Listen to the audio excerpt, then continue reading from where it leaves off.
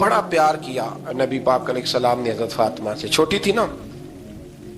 ادھر حضرت عائشہ صدیقہ کہتی ہیں کہ نبی پاک نے بڑی محبت فرمائی. مشکات میں حدیث ہے, کسی نے حضرت فاطمہ زہرا حضرت عائشہ صدیقہ سے پوچھا, سچے باپ کی سچی بیٹی, صدیق کی بیٹی صدیقہ. کسی نے پوچھا کہ عائشہ حضور علیہ السلام کو سب سے زیادہ محبت کس سے تھی؟ تو حضرت عائشہ فرمانے لگی پوچھنے والی بات ہی کوئی نہیں, حضور سب سے زیادہ سیدہ فاطمہ سے پیار کرتے تھے. تو کہا پھر یہ بتائیں کہ مردوں میں حضور کو سب سے زیادہ پیار کس سے تھا؟ فرمایا یہ بھی پوچھنے والی کوئی بات نہیں, فاطمہ کے شوہر مولا علی سے. یہ حضرت عائشہ صدیقہ بیان کرتی ہیں ان کے شوہر سے. اب لوگ نا ترازو لے کے بیٹھے رہتے ہیں اور تولتے رہتے ہیں. پیر سید فیض الحسن شاہ صاحب آلو مہاروی رحمت اللہ علیہ, ان کے پاس بھی ایک بندہ چلا گیا تو اس نے کہا جی بتائیں حضرت عائشہ افضل ہے کہ حضرت فاطمہ؟ تو آپ فرمانے لگے تجھے یہ سوال ہی نہیں کرنا چاہیے تھا, اس لیے کہ تیرے اور میرے پاس کوئی ترازو موجود ہے. اس نے کہا جی نہیں آپ بتائیں, بتانا پڑے گا. آپ فرمانے لگے نہیں بتاتا. کہنے لگا نہیں بتائیں. فرمانے لگے چل میں ایک بات بتا دیتا ہوں, فیصلہ گھر جا کے کر لینا. اس نے کہا بتائیں. آپ فرمانے لگے کہ عائشہ بیٹی ہے ابو بکر صدیق کی اور فاطمہ بیٹی ہے نبی پاک کی. تو فرمانے لگے کہ ابو بکر کی جو بیٹی ہے نا وہ نبی پاک کی بیٹی سے افضل نہیں ہو سکتی. اور پھر فرمانے لگے کہ فاطمہ زوجہ ہے مولا علی کی اور عائشہ زوجہ ہے مصطفیٰ کریم کی. تو فرمانے لگے جو علی کی بیوی ہے وہ نبی کی بیوی سے افضل نہیں ہو سکتی. تو وہ کہنے لگا جی نتیجہ کیا ہے؟ فرمایا گھر جا کے نکال لینا. نتیجہ تو گھر جا کے نکال, یہاں ترازو پکڑ کے نہ بیٹھ. ہاں جو حضرت عائشہ نے کہا اس پر غور کر. حضرت عائشہ خود گواہی دیتی سب سے زیادہ حضور حضرت فاطمہ سے پیار کرتے. چھوٹی عمر تھی تو جناب خدیجہ, ذرا انداز دیکھیے گا بیٹی کی محبت کا. حضرت خدیجہ فرماتی ہیں حضور جب گھر آتے نا تو دروازے پہ کھڑے ہو کے اونچی آواز میں فرماتے السلام علیکم. کہتے ہیں حضور نہ سلام لیتے, میں جواب دیتی. اپنے گھر حضور آئے ہیں پر نبی پاک دروازے پہ ہی کھڑے ہیں. فرماتی ہیں کھڑے رہتے حضور, میں پھر تھوڑا ہنستی اور پھر میں کہتی فاطمہ سنتی ہو؟ اماں جی سنتی ہوں. فرمایا تمہارے ابا آ گئے ہیں دروازے پہ. تو فرماتی ہیں جناب فاطمہ وہاں سے دوڑ کے آتی اور رسول کریم کا دروازہ کھولتی, پھر نبی پاک کو انگلی سے پکڑ کے اندر لاتی. فرماتی ہیں جب تک وہ جاتی نہیں اللہ کے رسول دروازے پہ کھڑے رہتے. وہ انگلی پکڑ کے لاتی, پھر رسول کریم انہیں گود میں بٹھا لیتے. فرماتے ہیں وہ چھوٹی چھوٹی باتیں پوچھتی اور حضور ان کے بڑے بڑے جواب دیتے. وہ چھوٹی چھوٹی باتیں, بچپن کی ایک بات لکھی ہے ہمارے محدثین نے. ایک دن چھوٹی عمر میں, بالکل چھوٹی عمر میں حضرت فاطمہ نے پوچھا یا رسول اللہ میں اپنے رب کو کب دیکھوں گی؟ اللہ اکبر, عمر چھوٹی اور بات بڑی کر دی. میں کب دیکھوں گی؟ تو حضور نے فرمایا فاطمہ بڑی جلدی. رب کریم تمہیں جنت میں لے جائے گا اور ساری جنتی عورتوں کی سردار بنائے گا اور پھر میرا رب تجھے اپنا دیدار بھی کرائے گا. تو جناب فاطمہ زہرا رضی اللہ تعالیٰ عنہا چھوٹی چھوٹی باتیں کرتی. حضرت خدیجہ کہتی ہیں جب چلی جاتے نا حضور تو میں پھر بلاتی, میں کہتی ادھر آنا فاطمہ, کیا باتیں کر رہی تھی اپنے ابا سے؟ تو کہتی پھر وہ مجھے بتاتی بھی اور راضی بھی ہوتی. یہ سلسلہ آخر تک چلا. یہ حضرت فاطمہ سے راز کی باتیں کرنا حضور کا آخر تک چلا. بخاری مسلم میں حدیث, وہاں راوی حضرت خدیجہ ہے, یہاں راوی حضرت عائشہ صدیقہ ہے. جناب عائشہ صدیقہ کہتی ہیں حضور کے وصال ظاہری سے کچھ دن پہلے خود نبی کریم علیہ السلام نے حضرت فاطمہ الزہرا کو بلایا, اور جب وہ آئیں تو کہتی ہیں ان کو میں نے آتے دیکھا تو میں نے پھر حضور کو ان کے استقبال کے لیے کھڑے ہوتے بھی دیکھا. پھر حضور نے ان کا ماتھا چوما, جہاں بیٹھے تھے وہاں بٹھایا, پہلو میں بیٹھ گئے اور فرماتی ہیں پھر باپ بیٹی باتیں کرنے لگے. میں کوئی چیز بنا رہی تھی تو جناب عائشہ کہتی ہے میں نے دیکھا کہ حضور نے ان کے کان میں کوئی بات کہی تو جناب فاطمہ رونے لگ گئی. پھر حضور نے کان میں کچھ کہا تو وہ مسکرانے لگی. کہتی ہے حضور وہ بات کر کے تشریف لے گئے, فاطمہ ابھی بیٹھی تھی, میں آئی, میں نے آ کے کہا کہ فاطمہ بتاؤ نبی کریم علیہ الصلوۃ والسلام نے آپ سے کیا کہا؟ کبھی ہنستی تھی کبھی روتی تھی. تو فرمایا حضور نے منع کیا ہے, یہ میرا اور میرے نبی کا راز ہے, میں حضور کی حیات ظاہرہ میں یہ بات کسی کو بتا نہیں سکتی. فرماتی ہیں کہ فاطمہ سے تو میں نے پوچھ لیا پر حضور سے پوچھنے کی تو جرت ہی نہیں تھی نا. لیکن وہ راز کی بات تھی. کچھ دن گزرے تو حضور بیمار ہو گئے, پھر کچھ دن گزرے تو حضور کا وصال ہو گیا. فرماتے ہیں کچھ عرصے کے بعد میں سیدہ فاطمہ الزہرا سے ملی تو میں نے کہا فاطمہ وہ بھید کھول تو دے, آج تو کھول دے وہ راز کیا تھا. آپ کو بلایا گیا, پھر آپ آئیں, پھر حضور نے بات کی, پھر نبی کریم علیہ السلام کے بات کرنے پر کبھی آپ روئیں کبھی آپ ہنسی, تو یہ کیا تھا؟ تو کہتی ہے جناب فاطمہ پھر رونے لگی, کہنے لگی ہاں اماں جی اب میں پردہ کھول دیتی ہوں, اب میں راز بتا دیتی ہوں. حضور کا وصال ظاہری ہو گیا. فرمانے لگی مجھے حضور نے بلایا اور میرے کان میں فرمانے لگے فاطمہ وقت تھوڑا رہ گیا ہے, اب تیرے والد نے جانے کا پروگرام بنا لیا ہے, اب نہ ٹائم آ گیا ہے بچھڑنے کا. فرماتی ہیں جب میں نے یہ بات سنی تو میں رو پڑی, حضور آپ بچھڑ جائیں گے؟ کہتی ہے میں روئی. ذرا حدیث کے جملوں پہ غور کرنا. ماتی تھوڑی دیر گزری تو حضور نے میرے کان میں کہا فاطمہ پتر رو نا, بیٹے رو نا, میرے جانے کے بعد جو سب سے پہلے میرے پیچھے آ کے مجھے ملے گی نا بیٹی وہ تو ہی ہوگی. اللہ کرے میں سمجھا سکوں آپ کو بات. جب کہا نا کہ میں وصال کروں گا تو رو پڑی, اور جب کہا نا میرے بعد تیرا بھی جلدی وصال ہو جائے گا تو حضرت فاطمہ نے ہنسنا شروع کر دیا. کیا پیار ہے میرے محبوب علیہ الصلوۃ والسلام کے ساتھ جناب فاطمہ کا. ان کے وصال کی خبر سنی تو رو پڑی اور اپنے کی سنی تو ہنس پڑی. اور پھر حضور نے کہا فاطمہ تجھے یہ بھی پتا ہے نا کہ اللہ تجھے جنتی عورتوں کا سردار بنائے گا, یہ بھی تجھے پتا ہے. تو جناب فاطمہ الزہرا کے ساتھ شروع سے لے کر آخر تک میرے رسول کریم علیہ السلام کی محبت رہی, پیار رہا. اور جناب فاطمہ کا جو حضور سے پیار تھا, ایک ہے باپ کا شفقت کرنا اور ایک ہے بیٹی کا پھر اپنے باپ سے. بولیے یہ بیٹیاں جو ہوتی ہیں نا ان کا بھی رویہ کو انوکھا ہوتا ہے ساری دنیا سے, انوکھا.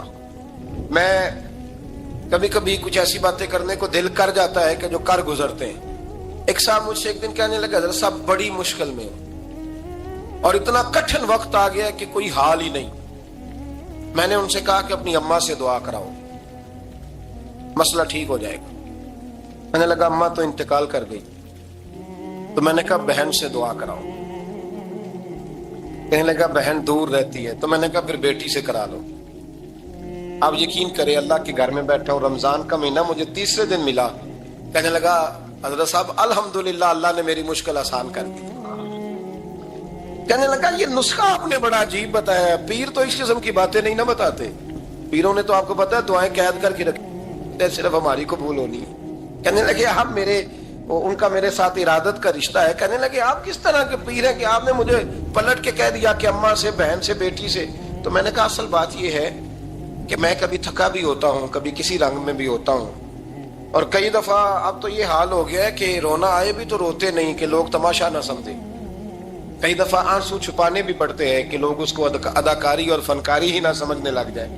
تو میں نے کہا یہ جو بیٹی ہوتی ہے نا, یہ جو بہن ہوتی ہے, یہ جو ماں ہوتی ہے, اس کو اشارتاً بھی آپ کان میں کہہ دینا مشکل میں ہوں تو یہ رات کو رو رو کے مصلی بھگو دیتی. یہ رو رو کے دعا مانگتی ہے بیٹے کے لیے, بھائی کے لیے, باپ کے لیے. اس کا رنگ ہر بیٹی پیار کرتی ہے. اور یقین کرے کہ کلیجہ ٹھنڈا ہو جاتا ہے جب بیٹیاں چھاتی پہ لیٹتی ہیں, تو لطف آتا ہے کہ اللہ کریم نے اس ننھی سی کلی میں کیا ٹھنڈک رکھی ہے کہ سارے دل کا جو ہے بوجھ اس نے ہلکا کر دیا. تو بتائیے پھر میرے نبی پاک کی شہزادی کی حضور سے محبت کتنی ہوگی. چھوٹی سی عمر تھی حضرت فاطمہ کی جب حضرت خدیجہ وصال کر گئی.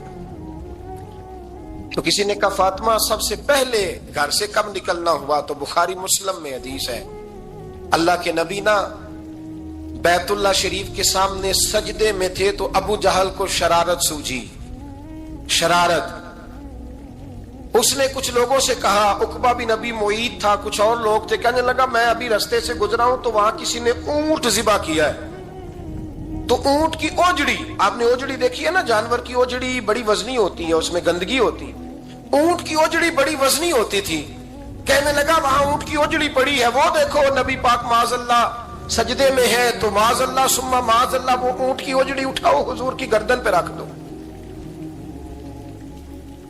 تھوڑا سا مشکل سے جمعہ پڑھنا پڑ جائے نا, اور تھوڑا سا مشکل سے پڑھانا پڑ جائے, تو ہم دین کے بہت بڑے خدمت گزار بن جاتے ہیں. یہ دیکھو سجدے کتنی مشکل سے ہو رہے ہیں, یہ دیکھو سجدے کتنی مشکل سے ہو رہے ہیں، کتنی مشکل سے حضور کے سر انور پر روجڑی رکھ دی۔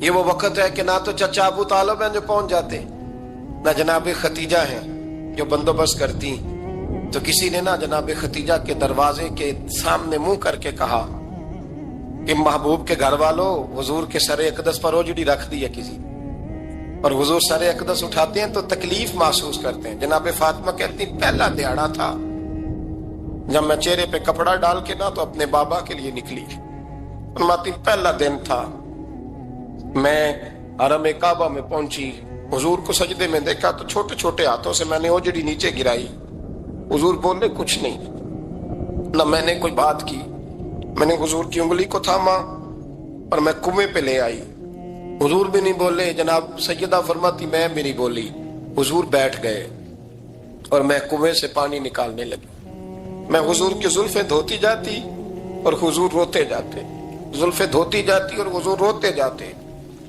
پھر حضرت فاطمہ نے جب حضور کی زلفیں دھو لی تو ہاتھ اٹھائے، کہا اے اللہ جنہوں نے میرے بابا کو تکلیف دی ہے نا ان کو برباد کر دے۔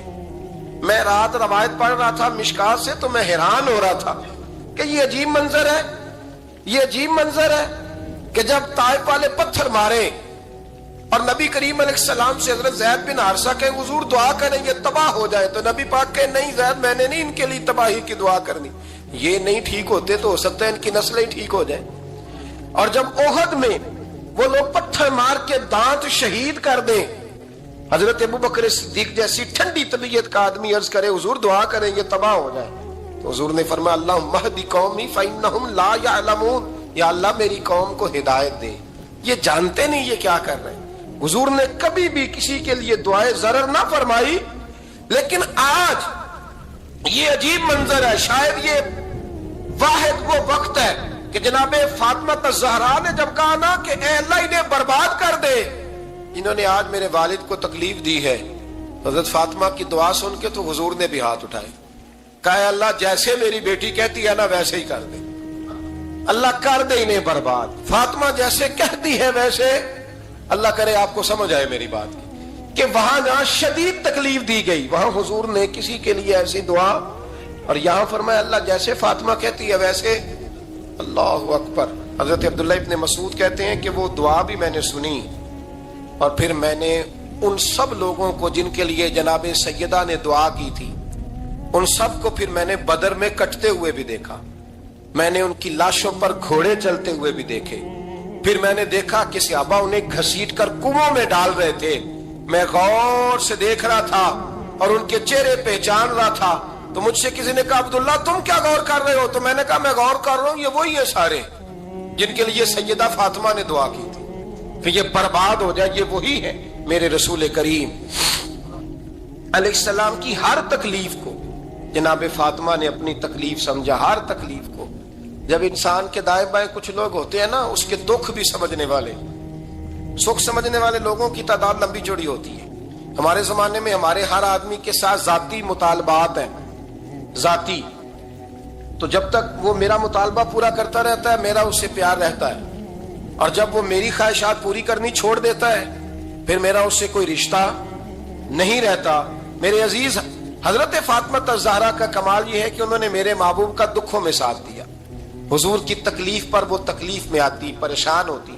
یہاں سے بات چلی 4-5 سال عمر مبارک تھی، حضرت فاطمہ کی کل عمر 29 سال ہوئی ہے۔ حضور کی عادت مبارکہ تھی جب سفر پہ تشریف لے جاتے تھے تو سب سے آخر میں سیدہ فاطمہ کے گھر جاتے، واپس آتے تو سب سے پہلے سیدہ فاطمہ کے گھر جاتے۔ مولا علی کہتے ہیں ایک دن میں نے عجیب نظارہ دیکھا، نبی کریم علیہ السلام سفر سے واپس آنے والے تھے، میں نے حضرت فاطمہ کو اطلاع دی کہ حضور آج پہنچ جائیں گے، تو انہوں نے گھر سارا صاف کیا، سجایا، سوارا، کھانا پکایا، لیکن فرماتی ہیں جیسے ہی حضور اندر داخل ہوئے نا گھر کے، جناب فاطمہ نے حضور کا چہرہ دیکھا تو ہاتھ پکڑ کے چومنے لگی، اور کہتے ہیں جب انہوں نے سر اٹھایا تو ان کا چہرہ سارا آنسوؤں سے بھرا ہوا تھا۔ رسول کریم نے بیٹی کے سر پہ ہاتھ رکھا، بٹھا لیا، فرمایا فاطمہ بیٹے رونے والی تو بات کوئی نہیں تھی، کیوں رو پڑی ہو؟ تو عرض کرنے لگی محبوبہ میں بچپن سے دیکھ رہی ہوں محنت کرتے، جد و جہد کرتے، مشقت کرتے، یا رسول اللہ آج آپ آئے ہیں تو آپ کے چہرے پر تھکاوٹ کے آثار ہیں، حضور وجود تھکا ہوا ہے۔ یا رسول اللہ میں نے ساری زندگی آپ کو کام کرتے دیکھا ہے، مدینے والے حبیب مجھے بتا تو صحیح کام کب تک کرنا ہے؟ کوئی وقت آئے گا جب آپ کی کمر بھی بستر سے لگے، کوئی ٹائم آئے گا آپ گھر میں بیٹھیں من پسند غذائیں کھائیں، حضور کب تک یہ جدوجہد کرنی ہے، کب تک یہ کام ہوگا؟ جناب فاطمہ فرماتی حضور نے میرے آنسو پوچھے۔ مولا کائنات شیر خدا فرماتے ہیں نبی کریم علیہ السلام فرمانے لگے فاطمہ تیرے باپ کی ڈیوٹیاں بڑی زیادہ ہیں، جب تک دنیا کے آخری کونے تک دین نہیں پہنچ جاتا اور جب تک اینٹیں اور پتھر بھی میرے دین کا پیغام سن نہیں لیتے اتنی دیر تک تیرا باپ جدوجہد کرتا ہی رہے گا۔ یہ بڑا مشکل کام ہے، یہ دین کا سفر، یہ دین کی جدوجہد، یہ دین کی تھکاوٹ آپ اپنی مرضی نہیں کر پاتے۔ لوگ اپنی مرضی کے ساتھ جی نہیں پاتے جو اس رستے کے مسافر ہوتے ہیں، وہ دین کی پراپرٹی ہوتے ہیں، انہیں دین کے مطابق چلنا پڑتا ہے۔ تو جناب فاطمہ نے وہ سارے رنگ دیکھے رسول کریم علیہ السلام کی حیات مبارکہ کے، پھر یہ ساری کیفیت جب دیکھی نا کہ حضور اتنی محنت کرتے ہیں تو پھر جناب فاطمہ کو میرے نبی کی امت سے پیار بڑا ہو گیا صلی اللہ ہو۔ سمجھیے گا اس بات کو، امت مسلمہ سے حضرت فاطمہ کو بڑا۔ امام حسن کہتے ہیں میری اماں سارے کام کرتی تھی گھر کے، اب تو شہزادے ہیں نا ہمارے بچے، کام اور بچی، یعنی بچی میکے سے واپس آتی ہے تو سب سے بڑا دکھڑا یہ سناتی ہے کہ وہ کام بڑا کراتے ہیں، یہی ہے نا دکھڑا؟ ہاں نہ تو کریں، سب سے بڑا دکھڑا کیا ہے؟ پتہ نہیں کیا کراتے ہوں گے، ہال نہیں چلوا لیتے کہیں یا کچھ چکی نہیں پسوا لیتے، پتہ نہیں کون سا ایسا کام ہے۔ اور میں آپ ناراض نہ ہو جانا، میں بھی بیٹی کا باپ ہوں، میں بھی بہنوں کا بھائی ہوں، میں بھی اس بات کو سمجھتا ہوں، لیکن ایک بات ذہن میں رکھنا، یہ بات نہیں ہے کوئی کرنے والی کہ سارے بچی کے ماں باپ جمع ہو کے پہنچ جاتے ہیں ہماری بچی جی کام بڑے کرتی ہے۔ مثلاً کیا کرتی ہے؟ کیا کرتی ہے وہ؟ آؤ میں بتاؤں میرے مصطفیٰ کی بیٹی کیا کرتی ہے۔ میں نے سینکڑوں دفعہ یہ بات کی ہے اور میرا دل کرتا ہے روزانہ کروں، پھر کرتا ہوں۔ دنیا میں کوئی اتنا غریب ہے جس کی بیٹی اتنا کام کرے کہ ہاتھوں پہ چھالے پڑ جائیں؟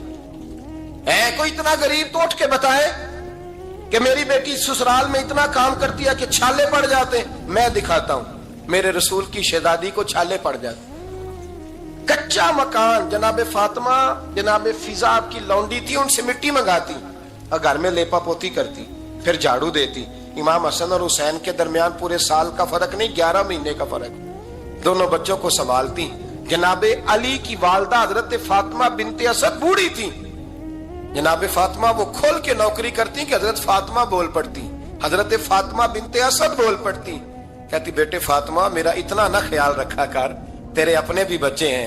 جناب فاطمہ فرماتی آپ صرف علی کی ماں تو نہیں نا، آپ میری بھی تو ماں ہے نا۔ یہاں بیٹیاں فلسفہ بیان کرتی ہیں، وہ کہتی ہیں جی کس حدیث میں آیا ہے ساس سسر کی خدمت فرض ہے؟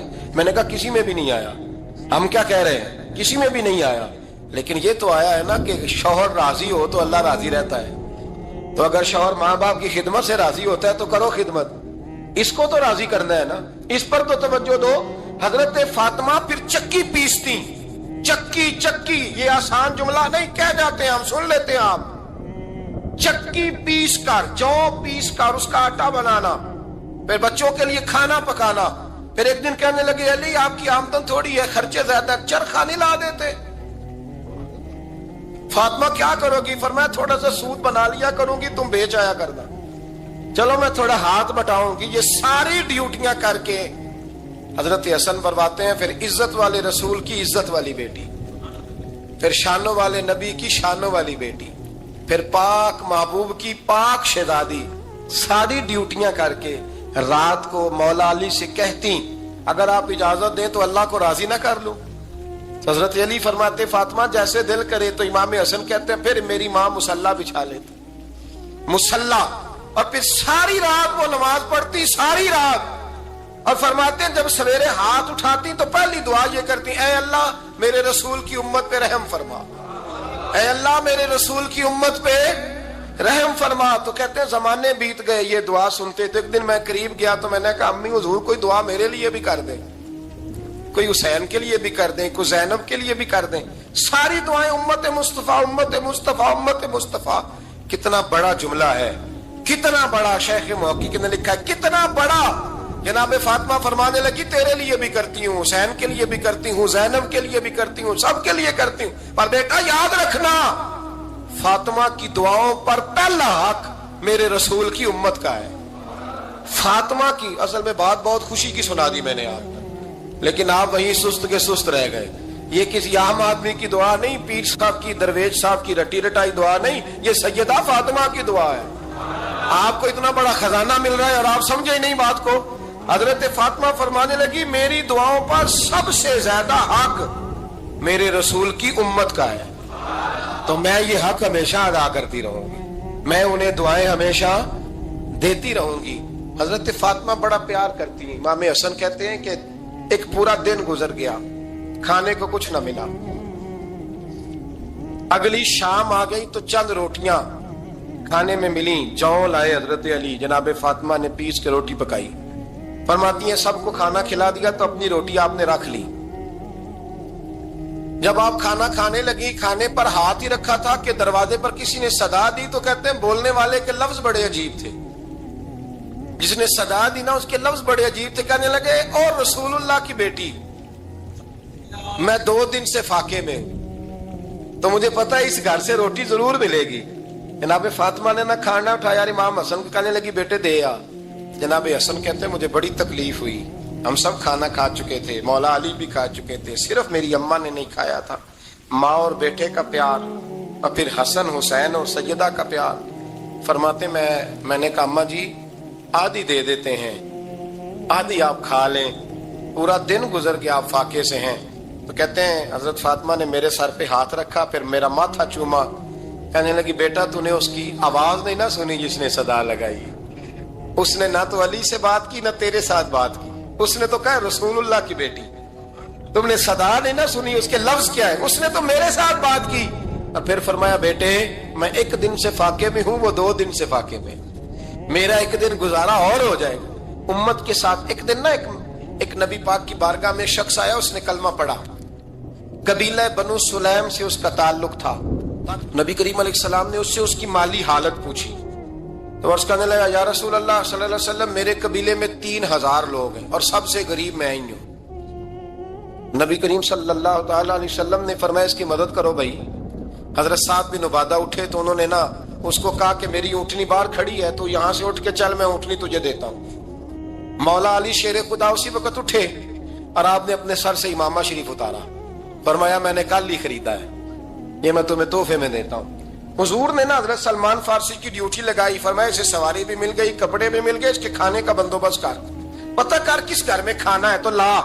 हजरत सलमान फारसी कहते हैं मैं गली में निकला तो पहली नजर मेरी सैयदा फातिमा के दरवाजे पे पड़ी। मैंने दस्तक दी, सैयदा फातिमा अंदर से बोली कौन है? मैंने कहा मैं गुलाम सलमान फारसी। जनाब फातिमा तज़हरा से मैंने अर्ज की एक बंदा आया है, कलमा पढ़ा है, और वो कहता है 3000 आदमी मेरे कबीले में है और सबसे गरीब मैं हूं।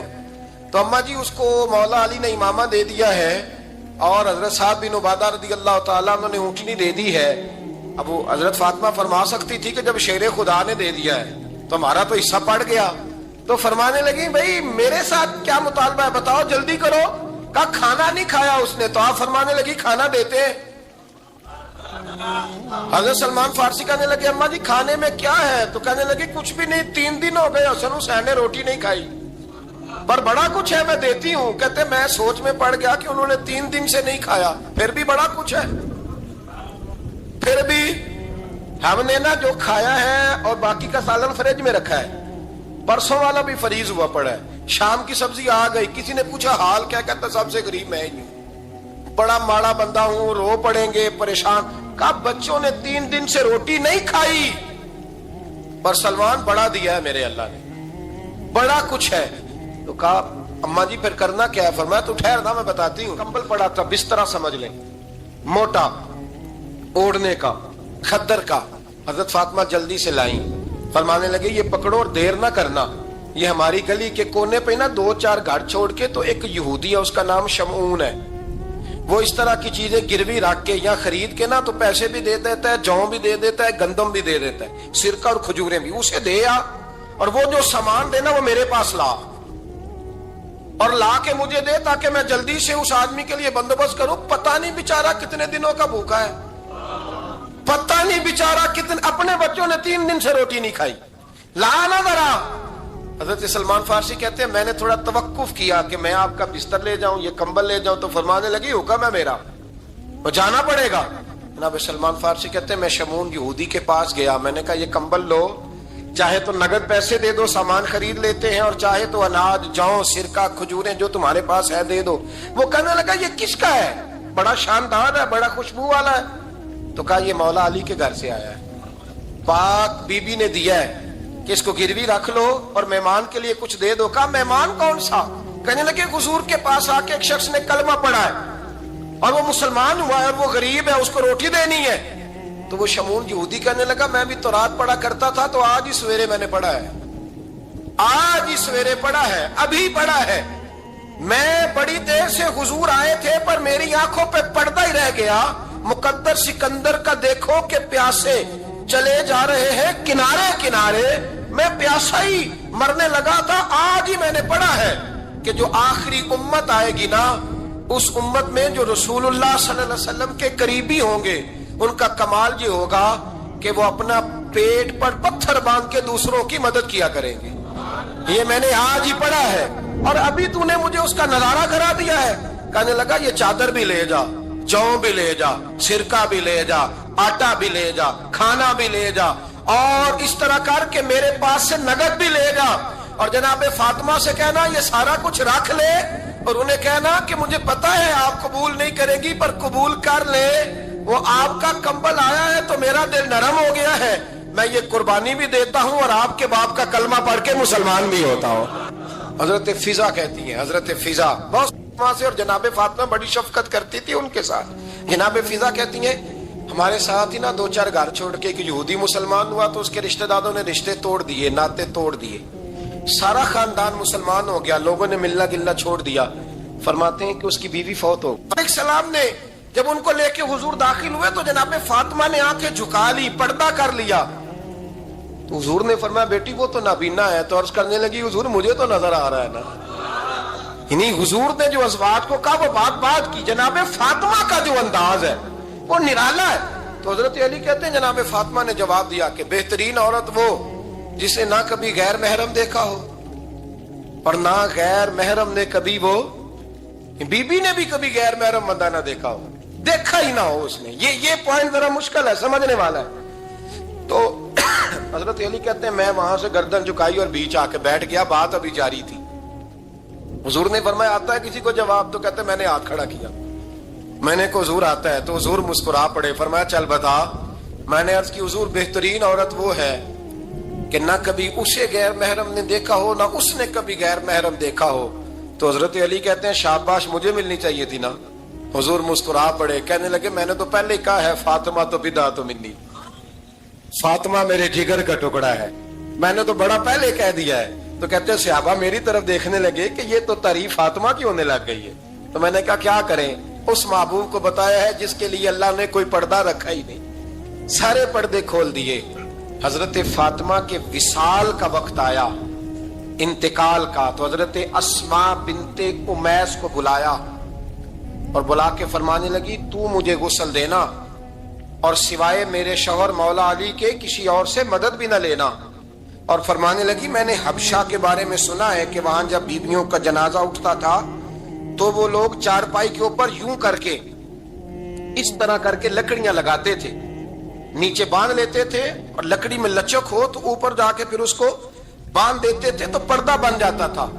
فرمایا میں نے علی کو بتا دیا ہے، تمہیں بھی بتا رہی ہوں، جنازہ میرا رات کو اٹھانا اور لکڑیاں لگا کے نا تو اوپر پردہ کر لینا، میرے وجود پر پڑی ہوئی چادر پر بھی کسی کی نظر نہیں پڑنی چاہیے. رات کو جنازہ اٹھانا اور رات کو مجھے دفن کر دینا.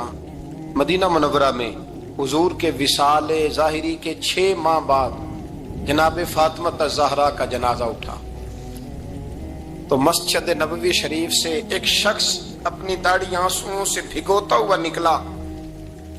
حضرت ابوبکر صدیق نے کھڑا کر کے پوچھا کیوں نبی پاک کے چچا عباس روتے کیوں ہو؟ حضرت عباس کہنے لگے پہلے حضور گئے تھے، اب نبی پاک کی تصویر بھی چلی گئی۔